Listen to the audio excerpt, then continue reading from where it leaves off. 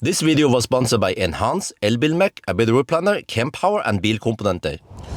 Yo, what's up? Today we're going to do a Sunday drive of this ID3 Pure. This is a 55 kilowatt hour.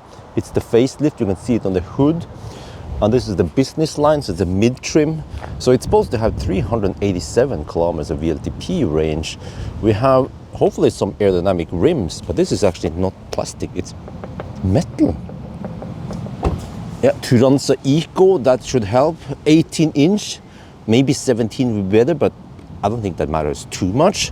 But okay, so I charge the car to 100%. I have to bring the child seat with me. It says 99% now, but here, energy content, when you charge it to 100%, it claims 51.5 kilowatt hour. And I found out how many kilowatt hour we get out of this battery, also how far we can drive. So I'm going to be driving a loop from Jessheim over here in Nannestad, Gran, but then I go, wait, no, not there, not Gran, here. Then I go here via Hønefoss, go all the way to Gol, take Golsfjellet, and then go to Aurdal, and then Nordreland. No, wait, no, not there. Somewhere here. No, here. We're supposed to end up. No, there. We didn't see that lake until we zoom in. What the heck, man? That was the lake I was looking for here. We're supposed to go here via Dokka, and then come back here via Gran, and then back to Jessheim, and that would be 404 kilometers not found. Yes, okay, let's do all the preparation and then off we go.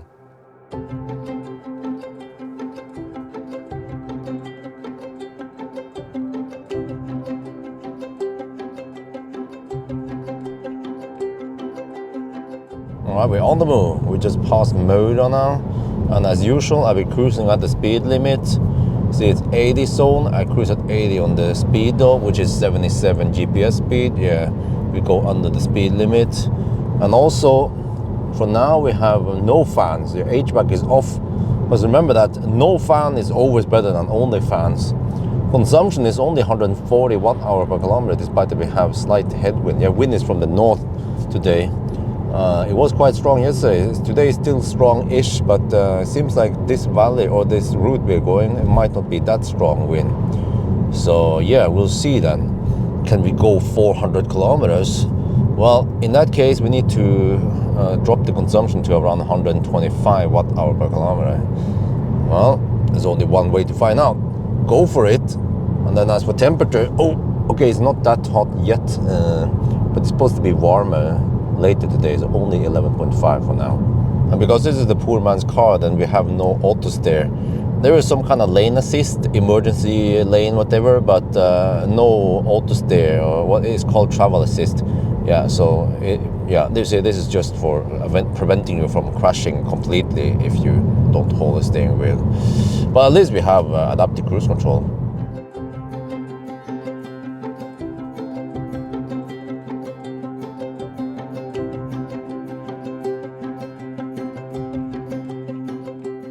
Oh, you can hear the rumbling, right? We are on somewhat all worn down asphalt.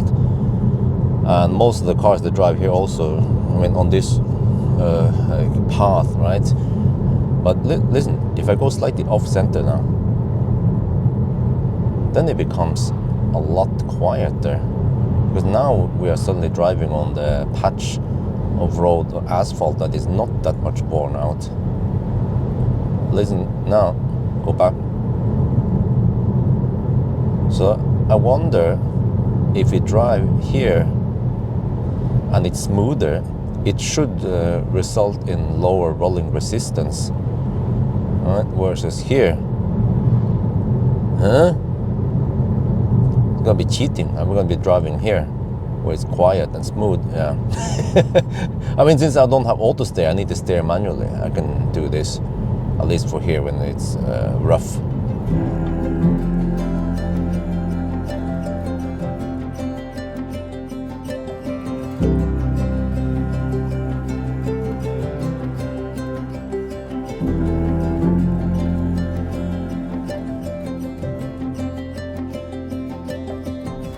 We just passed Hønefoss, and right now the consumption is 129 watt hour per kilometer. Ooh, but Hønefoss is at lower elevation than Jessheim.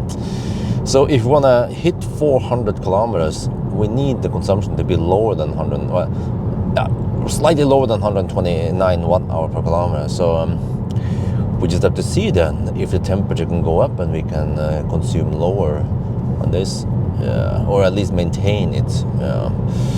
So I'm still slow poking, 80 kilometers per hour. Cabin temperature is rising now. It's reported as 22.6 degrees Celsius, but now we are heading away from the sun. So yeah, of course I want to run no fans as long as possible.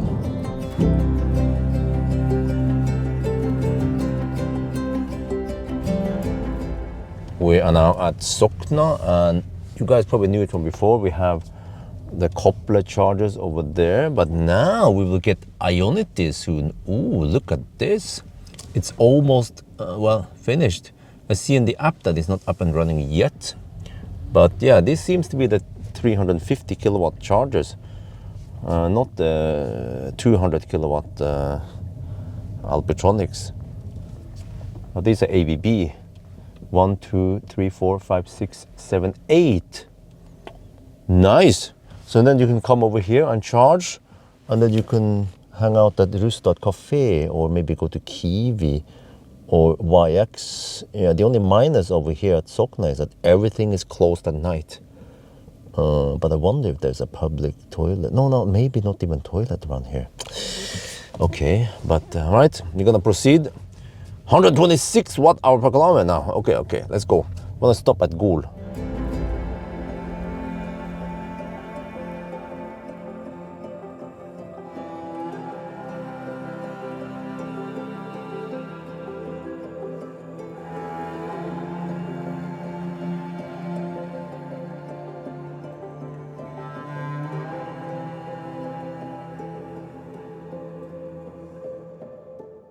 We are now at Gol. I decided to stop at Shell because we have roof here and it's getting hot. It's 19 degrees Celsius outside. I think I need to put them by Schwartz, but we are still at 53%. Wow, we still haven't emptied half the battery yet, but we've done 187 kilometers and consumption is 127 watt-hour per kilometer, but we have now headwind, yeah, and uphill. So that means that the consumption on the way back will be lower. Ooh, seems like we have a pretty high chance of going over 400 kilometers. So now I'll take my little food break here, but I don't want to waste too much time, so let's do a quick one. Ah, it's so nice. Summer has finally arrived in Norway. And look, okay, we have the old school superchargers over there. Joft is closed a long time ago, but here we have Real, well actually SD1, Kempower, and they actually branded as 400 kilowatt. Nice, I wonder if it's up and running. But there's a substation there that doesn't seem to be more than around 1 megawatt. But yeah, it's nice. Look at this. Oh, it's so refreshing to enjoy a Norwegian summer versus the boring and cold winters. Wait, that's, huh? I just noticed. Ah, there are more chargers over there. I bet those could be for trucks.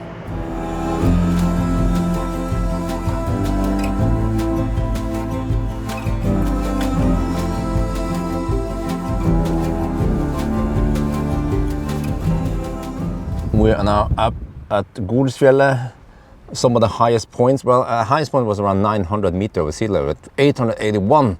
Consumption right now is 142, which means that from here we're gonna go downhill, and not only that, but it's quite windy outside. Soon we will be riding on the tailwind in this direction. We get outside and see what it feels like now. Oh, I open up all the windows. I want to cool down the cabin so that we can avoid using only fans as long as possible. We're gonna go as economical as possible. Wow, strong wind here up in the north. I mean, up in the Highland, yes. So yeah, what a beast, huh? The poor man's car.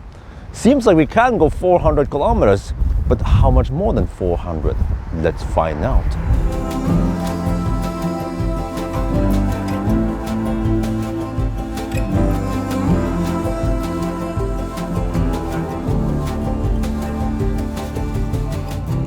We are now now in Ørdal, and now we're heading more against the sun. Well, not directly against it, fortunately. But yeah, the range circle now indicates that we might be able to make it back to Gjesholm. Consumption is 133 watt-hour per kilometer, but you know, from here we'll have downhill and also tailwind. So it better be good.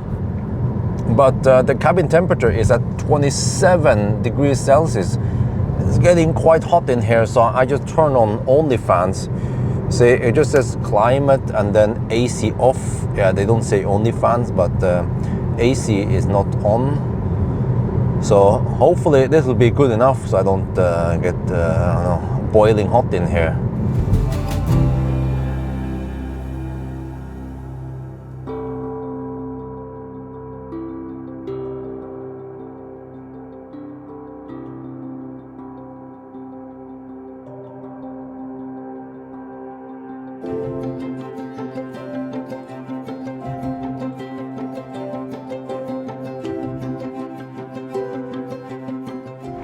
We are getting close to Gran, and so far we have 122 watt-hour per kilometer. Wow, that is better than last year's run with well, it was 19-inch wheels, but the ID3 also facelift, and it was warmer. It was 25 degrees, but yeah.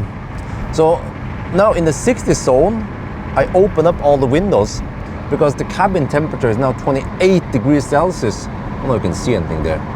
Yeah, so every time I cool down now, I get a half degree Celsius lower temperatures. I can still run only fans. Oh, been running only fans for several hours now, but it's still bearable in here. Sun is blasting in here. It's nice weather. 20 degrees Celsius over here. Proper summer, right? That means we can possibly go over 400 kilometers. Huh? In the poor man's car.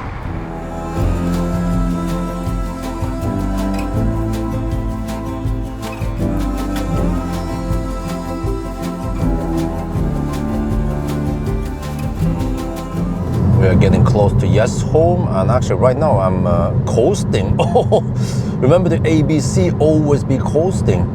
We're done 373 kilometers and consumption is 124, but it should drop now.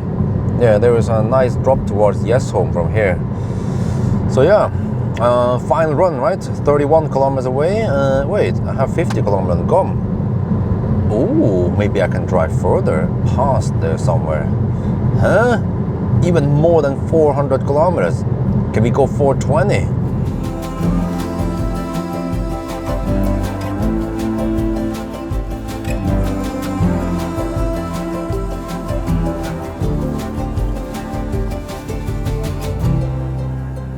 Yes, we are back home. So let me show you here the stats.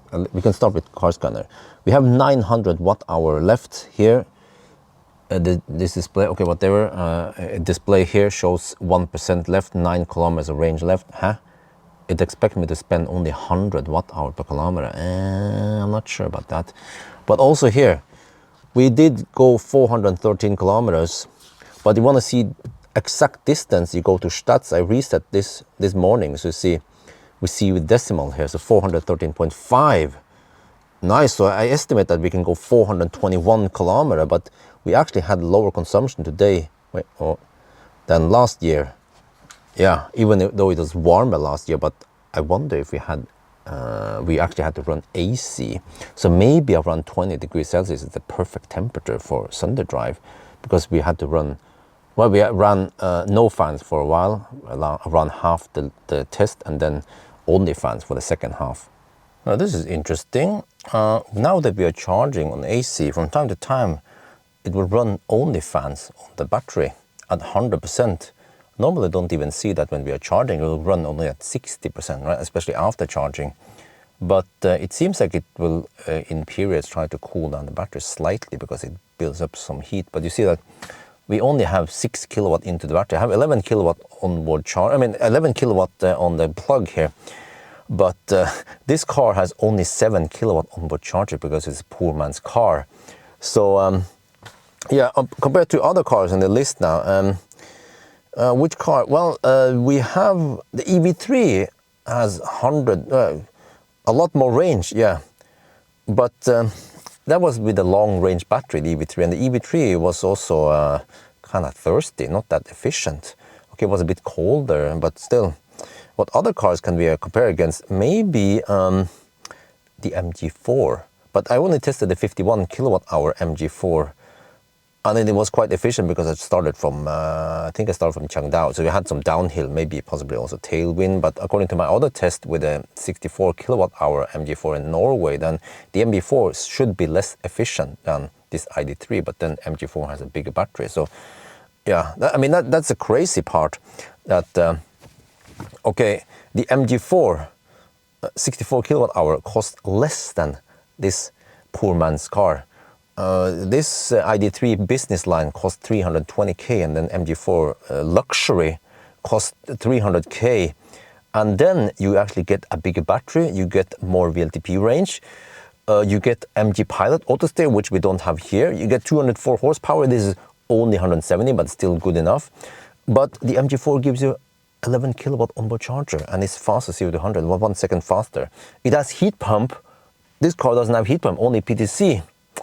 And the MG4 gives you 360 camera. Here we also don't have 360 camera. So, I mean, it's still a nice car, Volkswagen. I like the ID3, and it's efficient. But for 320k, there might be some better options out there. But overall, we tried the car now today. It can go far, you know. It has nice handling, it's rear-wheel drive. MG4 is also rear-wheel drive, but I think MG4 is the only strongest competitor out there. And if you want a cheap car, then I'm afraid the MG4 might actually be a way better deal than this car. So unfortunately, this ID3, they have stripped down a lot of equipment. But overall, it's still a nice car. If you don't want Chinese car, then this is possibly one of the best poor man's car out there. So that's gonna be for now. Hope you guys enjoyed this video. As always, thank you for watching, and talk to you later.